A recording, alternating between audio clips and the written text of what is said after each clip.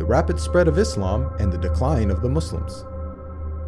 Muhammad, peace be upon him, predicted that the Islamic civilization would reach both East and West. He said, "God folded the earth for me, and I saw its east and west, and the dominion of my nation will reach as far as the earth was folded for me." History bears witness to the fact that Islam spread rapidly, both east and west, just as Muhammad boldly had foretold. At the time, this was a geographic expansion the likes of which the world had never witnessed. The Islamic Empire was the largest the world had ever seen. The Prophet Muhammad not only informed us about the spectacular rise of the Muslims, he also foretold their decline. He said, "The nations will call each other and set upon you, just as diners set upon food." Someone then asked, "Will it be because of our small number that day?" The Prophet Muhammad replied, "Rather, on that day you will be many, but you will be like foam, like the foam on the river." Here we can see that Muhammad prophesied the dire circumstances in which the Muslims would find themselves. He explained that a day would come in which the Muslims would be large in number, but in such a state of weakness that other nations would invite one another to set upon them. The analogy of Muslims being eaten as a meal was given, which emphasizes just how helpless they would become.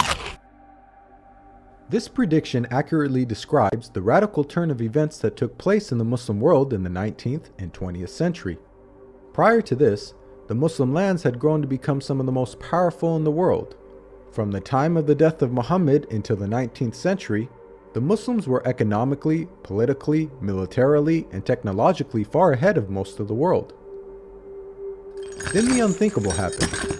Nearly all the Muslim world was occupied, colonized, and militarily defeated by non-Muslim nations.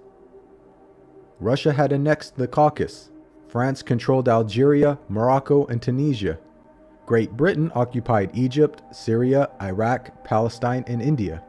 And the Dutch controlled Malaysia and Indonesia. Of the 50 Muslim countries that exist today, only a few survived occupation, and the ones that did were still subject to colonial masters. All of this is just as the Prophet Muhammad had predicted. At the time, there was an estimated 200 million Muslims, representing 12.5% of the world's population. But their considerable numbers could do nothing to prevent the defeat by their rivals. They were weak like the foam on a river. Again, just as Muhammad had foretold. If we reflect on this prediction, it is quite counterintuitive. If this prediction was guesswork, then it would have made more sense to state that the Muslims would be diminished in number and that would be the cause of their weakness. Yet Muhammad predicted the exact opposite. A paradoxical situation of the Muslims being vast in number but very weak. And it came true. Historically speaking, when religions lose their influence on the world stage in such a way, it is usually followed by a stagnation or decline in the number of their followers.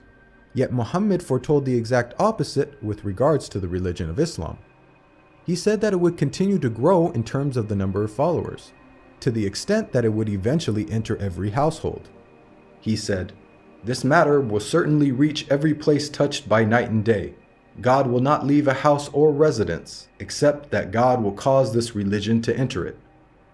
Today we are witnessing this prophecy unfold before our very eyes. Islam is currently the fastest growing religion in the world, with nearly 1 in 4 people on earth being a Muslim, and is forecasted to be the world's largest religion by the year 2070.